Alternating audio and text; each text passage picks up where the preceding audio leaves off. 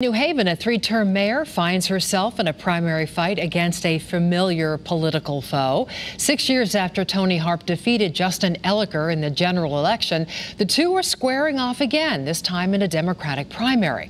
Channel 3 New Haven Bureau Chief Matt McFarland continues our team coverage tonight with that story. Matt? Well, Denise, primaries typically see a lower voter turnout, and that appears to be the case today as well. Stopping by a number of polling places, the folks working there, and we could see for ourselves, they described it as slow but steady. So that's going to be incumbent on the teams to get their voters to the poll. They tell us they expected to see a pickup now with folks heading home from work, but for each candidate, it's going to come down to making sure their supporters are turning out at the polls.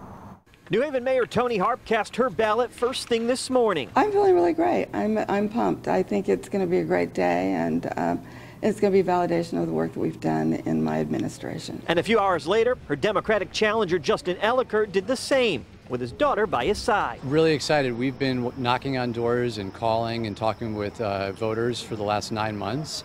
And today's game day. It's been a fiercely contested primary, and one that's expected to be close between two political foes that are familiar with one another.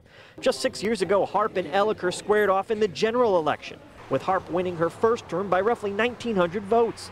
It ended up being the thinnest margin of her 3 elections, with Elicker now giving it another go, this time in the Democratic primary.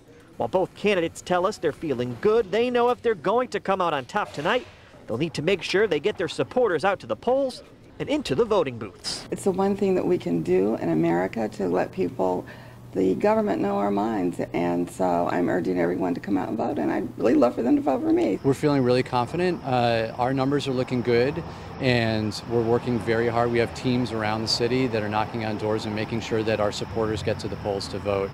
Now, when the turnout is expected to be low, what motivates voters to come out to the polls? Well, for some here in New Haven, they tell us it's the candidate. For others, they say it's specific issues. We'll have that part of the story coming up tonight at 6. We're live with the mobile newsroom in New Haven. Matt McFarland, Channel 3 Eyewitness News.